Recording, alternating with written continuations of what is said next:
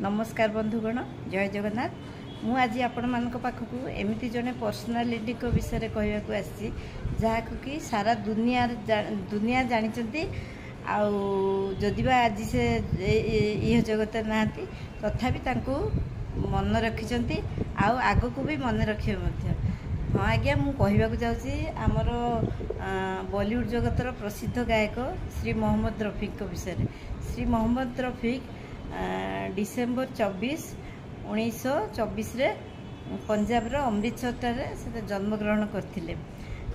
तांकर 4टी संतान अछंती आ तांकर प्रथम स्त्री किए से विषय विशेष जणा नाही किंतु तांकर द्वितीय स्त्री जे थिले तांकर नाम होची बिल्किस बानो। आ मोहम्मद रफी क्लासिकल गीत शिखिथिले। से तांकर प्रथम डेब्यू देथिले 1945 गाँव की गोरी रे से ताकर प्रथम डेब्यू देथिले। से केवल जे हिंदी रे गीत गाइछन ता मराठी, मलयालम, ओडिया, बेंगली, पंजाबी एमती बहुत सारा भाषा रे अगणित गीत गाइछन्ती। प्राय 25-30 हजार गीत गाइछन्ती।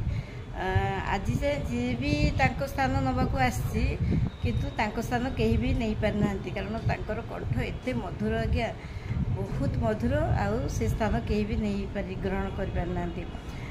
तांकर से बहुत नम्र थिले आउ बहुत मेलापी हृदय थिले।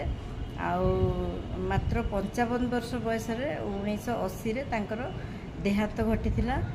आज भी समस्ते तांको मने करूचंती मन पकाउचंती।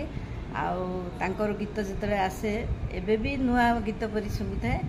आउ मु भी तांको बहुत पसंद करे तांकर गीत को। आउ एति कहि मोर वीडियो टी को एति शेष करछि। आपन को जदि मोर वीडियो टी को भल लागि थाए मोहम्मद रफी को आपन प्रकृत रे भल पाउ थांती ताले निश्चित भाव रे मोर चैनल को सब्सक्राइब करिवे। आगो को आउरी किछि भल भल कथा मु आपन को कहिबी। आउ लाइक करिवे आ शेयर करिया को भी भूलिबेनी।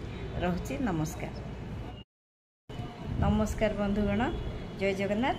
मु चंदा सामंतराय आज आपण को एमती जने पर्सनालिटी को विषय कहवाक आसी जहाँ कि सारा दुनिया आज भी मन रखी आ मन रखिथिबो मध्य। आज्ञा हाँ मु जहाँ कथा कहवा जाउसी आपण माने समस्त तांको निश्चय जानथिबे। से होचंती बॉलीवुड जगतर प्रसिद्ध गायक श्री मोहम्मद रफी। श्री मोहम्मद रफी 1924 रे डिसेम्बर मास 24 तारिख दिन पंजाब रो अमृतसर जन्म ग्रहण करथिले।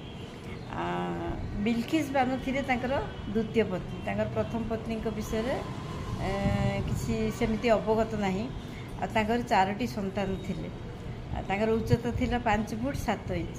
से एते सुंदर गीत गाती जे तांको स्थान आज केही आउ नहीं पार नांती। जेते गायक आछथि किंतु तांको स्थान केही अपूरणीय ही रहि जाईछि। से मात्र 55 वर्ष रे 2080 रे